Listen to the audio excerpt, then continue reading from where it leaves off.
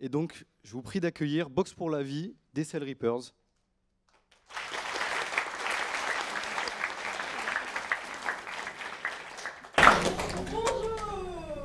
Bienvenue à toutes et à tous. Aujourd'hui, vous allez assister à un match de boxe, mais un match de boxe un peu particulier. Et oui, parce que ce n'est pas seulement un combat entre deux personnes, c'est un combat entre deux influences sur l'embryon d'une femme enceinte. En effet, deux choix, deux modes de vie pendant la grossesse. Dans le coin bleu, on a l'eau, la tranquillité, la sobriété. Et dans le coin rouge, nous aurons l'alcool, l'amusement et l'oubli. Mais bien sûr, dans ce match de boxe, vous allez aussi participer. Vous allez observer, comprendre, encourager, mais surtout ne pas juger. Alors assez de spoil et faites du bruit pour nos deux combattants. Faites du bruit pour la représentante de l'eau, Aquatix.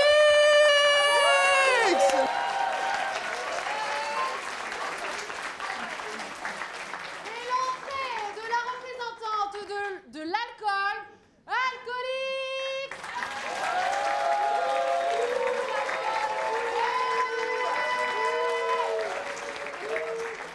Et il y aura donc, pour ce combat, 3 matchs.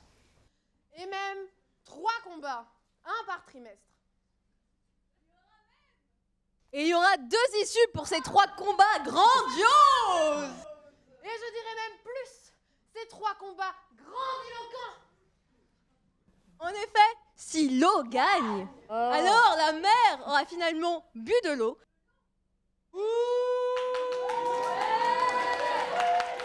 Ce qui donne un environnement favorable à l'embryon. Si l'alcool gagne. Oh là là là là là là là là. Alors là, ça veut dire que la mère, elle aura bu de l'alcool. Et dans ces cas-là, vous inquiétez pas, on va tout vous expliquer. Mais bon, c'est pas tout ça. Place au combat!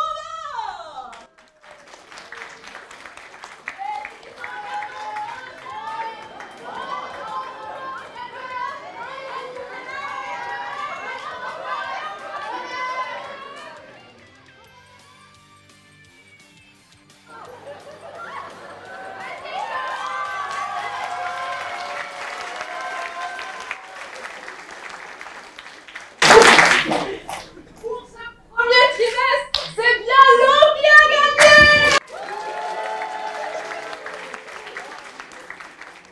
Donc on a des conditions favorables pour le développement de l'embryon. On a la cellule œuf ou le zygote qui va commencer à se diviser, donc une cellule en donne 2.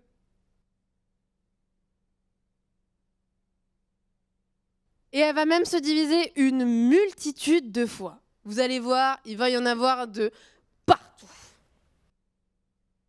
Il y a même des cellules qui vont commencer à se différencier. Et ça va permettre la formation de quelques organes primaires. Et oui, parce que les cellules ont différents devenirs, tout dépend de leur localisation et des besoins. En effet, on peut prendre l'exemple dans la zone du futur cerveau. Certaines cellules vont commencer à se différencier en neurones, alors que dans la zone du futur foie de notre embryon, certaines cellules vont commencer à se différencier en hépatocytes. Bon alors, si comme moi, vous trouvez qu'elle utilise des mots trop compliqués, hépato, ça veut dire foie, et cyte, c'est cellule. Donc en gros, c'est des cellules du foie. Ouais. Mais ça ne marche que si la mère boit de l'eau. Tu vas voir si elle va boire que de l'eau, moi je vais m'en mêler. T'as dit quoi là? Oh non. Il y a même le début des développements des ongles. Cousi, c'est trop mignon. Oh. Ça m'attendrirait presque. Bon, ça c'est pas grâce à toi. Hein. Bon, place au deuxième combat, j'espère qu'il sera mieux. Eh bien, on va bientôt avoir le deuxième match. On laisse le temps à nos commandants de se préparer. Alors, on va laisser un peu nos protagonistes préparer leur match. Sinon, il vous a plu le premier match? C'était sympa, c'est sympa que Noah gagne. Allez, faites du bruit pour l'eau, s'il vous plaît. Merci. Alors moi, je suis pas très contente, franchement, parce que je pense qu'une vie sans alcool, bah, c'est pas une vie, quoi. Mais on verra ça. Eh bien, maintenant que nos combattantes sont prêtes, on va passer au deuxième match. 1, 2, 3, 5. Moi, je mise sur l'alcool. Et du coup, l'alcool s'avance. points.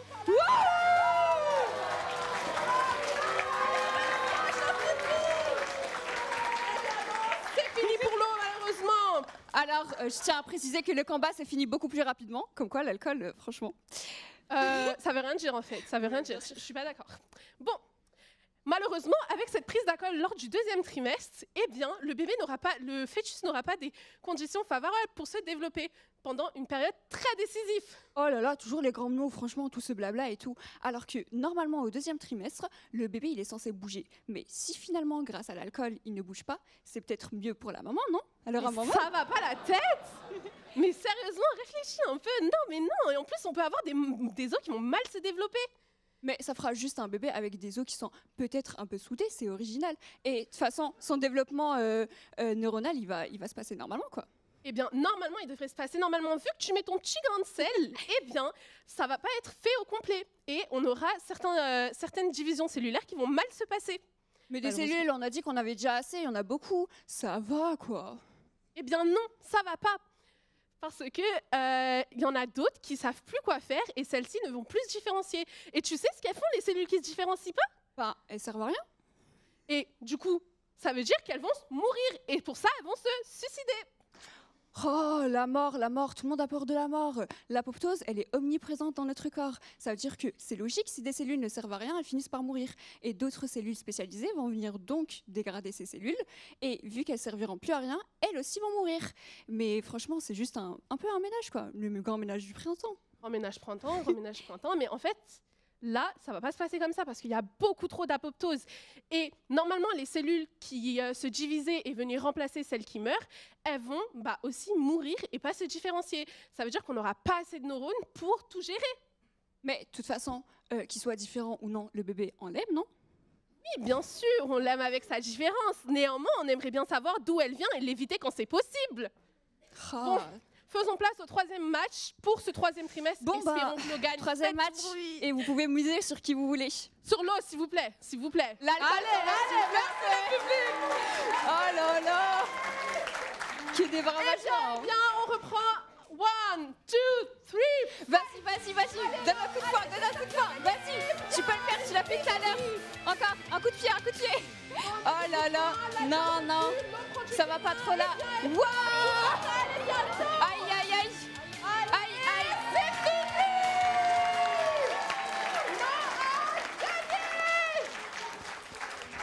Eh bien. Franchement, c'est pas drôle. C'est jamais les Eh méchants bien, qui gagnent. Hein. Moi, je trouve ça très drôle pour le coup.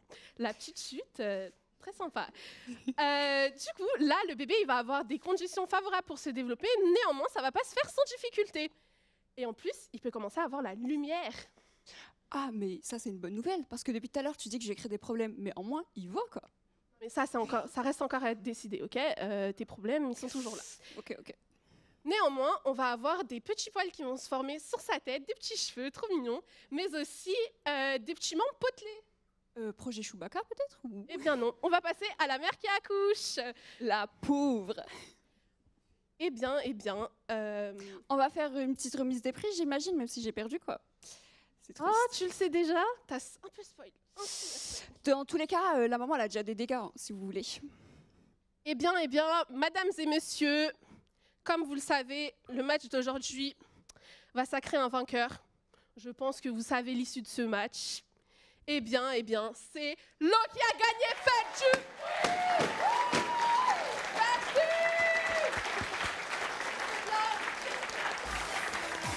Je suis pas très contente. Bravo. Vas-y, voilà.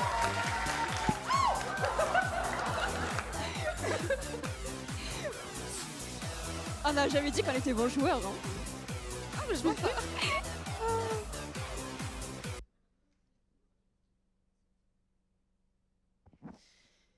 Bon, quand même un trimestre de gagné. Moi, je dis. Oui, malheureusement, il y a quand même de l'alcool qui a été pris pendant le second trimestre.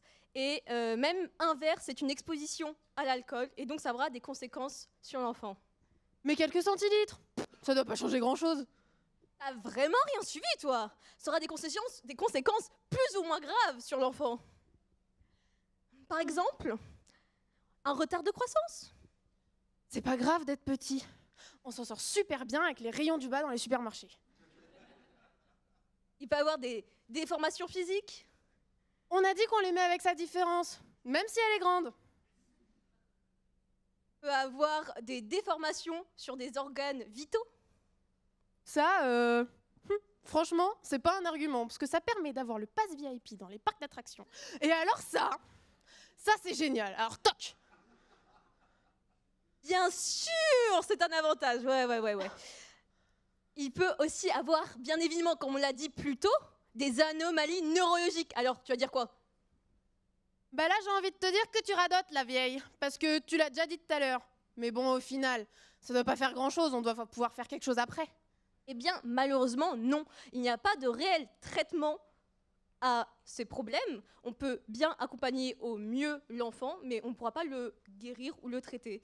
Et oui, pas de solution magique. Problème, toujours dans la négativité.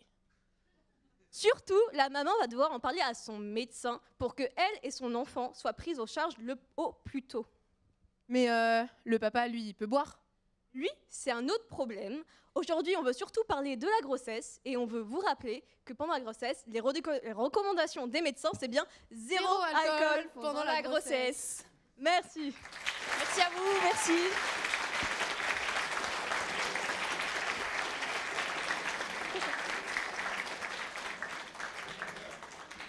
Elle veut pas lâcher la coupe. Hein.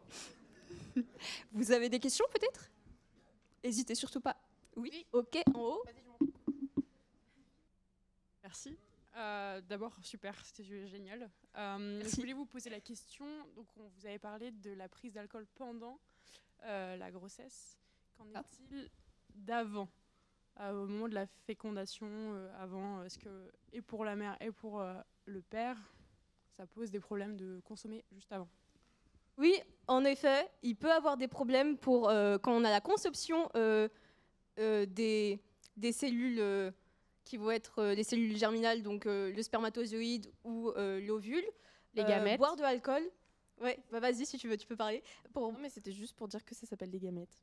Des gamètes. Ça va avoir des problèmes au niveau des gamètes. C'est aussi pour ça qu'on a dit à la fin qu'il pourrait avoir des problèmes avec le père, parce que si le père ou la mère boit pendant la conception des gamètes, il peut avoir des problèmes pour l'embryon. Après, c'est important de préciser que ça varie vraiment d'une personne à une autre. D'autres questions? Vous avez parlé de l'importance de ne pas prendre d'alcool pendant la grossesse. Oui. Est-ce qu'il y a les mêmes conséquences après la naissance de l'enfant si on allaite? Alors, très honnêtement, ce n'est pas le sujet sur lequel nous nous sommes renseignés. Néanmoins, personnellement, je sais qu'il n'est pas conseillé de prendre de l'alcool pendant qu'on allaite parce que ça peut également altérer le lait qui, du coup, nourrit le bébé. Donc, d'une certaine façon, ça lui cause des problèmes également. Donc, généralement, pendant qu'on veut un bébé, on a un bébé et qu'on allaite le bébé, rien. On essaye de faire notre maximum pour éviter ça. Et dans tous les cas, nous, on a surtout parlé des effets qui sont là pendant la formation du bébé. Du coup, je pense qu'il y a d'autres études aussi qui se portent sur après le bébé, l'accouchement. Merci.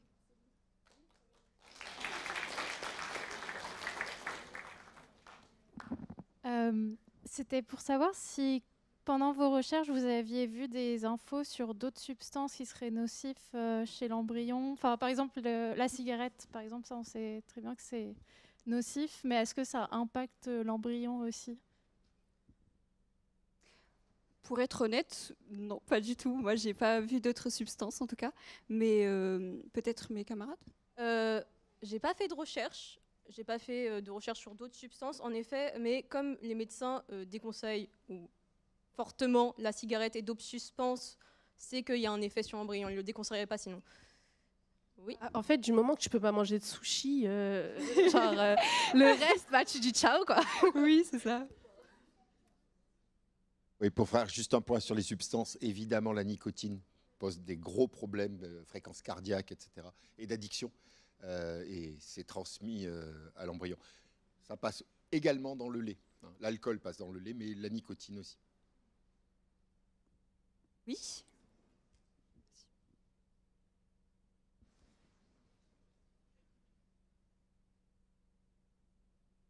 C'est pas pour vous mettre mal à l'aise, mais si on étend aux autres substances, les plastiques, par exemple, je crois qu'on mange l'équivalent d'une carte de crédit par semaine. Il y a des études sur le sujet? Le plastique. D'accord. C'est dommage, c'est bon l'alcool. Alors, je sais que moi j'ai fait une autre étude sur les microplastiques et c'est vrai que c'est très dangereux. Enfin, on ne sait pas vraiment ce qui va nous causer sur nous-mêmes, mais on a retrouvé des microplastiques dans notre cerveau, alors que ça, du coup, ce qui n'est pas normal. Et on essaie de savoir pour l'instant c'est quoi les conséquences, mais aucune pour l'instant on n'a pas trouvé. Y a-t-il d'autres questions? Ouais. Déjà, merci pour votre présentation, c'était génial. Et moi, je me demandais, donc au final, même si j'ai l'impression que pour tous les trimestres, c'est rédhibitoire, pour quel trimestre, finalement, est-ce que c'est le plus dangereux de consommer de l'alcool? Alors, c'est dangereux pour tous les trimestres et on aura des conséquences différentes. On a vu notamment pour le second trimestre, mais c'est 0 pendant toute la grossesse. Ça veut dire que on n'aura pas les mêmes développements, donc on n'aura pas les mêmes conséquences, mais il y aura toujours des cellules sensibles à l'alcool qui vont avoir des conséquences alors. Mais second trimestre, on a vu. Je sais pas si... Alors, je fais notre petite pub au cas où on a fait une BD dessus dont on parle précisément du second semestre. Ça s'appelle, donc c'est sur le blog C'est Bionum, c'est l'alcool c'est pas de l'eau, mais ça fait des vagues. Donc, et on aborde très précisément... Merci. Et on aborde plus précisément le sujet du deuxième trimestre, parce que c'est là que se passent les mises en place du système nerveux qui vont impacter très grandement la vie de l'enfant. Mais je ne sais pas quel trimestre sera le plus décisif pour l'enfant, mais en tout cas, la prise d'alcool dans tous les trimestres aura des conséquences. On a choisi spécifiquement le deuxième trimestre, vu que c'est là où il y a un développement du cerveau et à peu près un peu tout. Mais je pense que ça a quand même un peu des conséquences en fonction du trimestre. D'autres questions? D'autres questions? Ah, oui, là-haut.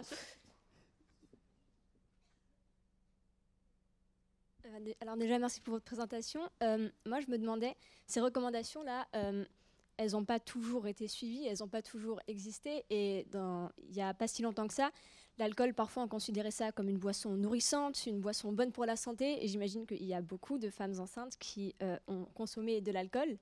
Même, il me semble qu'au Moyen-Âge, on mélangeait souvent l'alcool avec l'eau, on en donnait aux enfants, enfin bon, bref. Donc je me demandais comment ça se fait qu'on ait quand même pu avoir des bébés en bonne santé qui naissent. Est-ce que la sensibilité varie d'un individu à l'autre, ou est-ce que forcément, quand elles consommaient de l'alcool, il y avait des effets néfastes et, voilà. Alors, généralement, il y a une différence de sensibilité d'un individu à l'autre. Comme il y a une différence de sensibilité à absolument tout. Je sais pas, il y a des gens qui aiment le piquant, il y a des gens qui supportent pas, il y a des gens qui aiment le sucre, il y a des gens qui supportent pas. Chacun son truc. Et c'est à peu près pareil pour la sensibilité à l'alcool. Mais très honnêtement, je pense que personne ne sait pourquoi est-ce que... Enfin, Maëlle.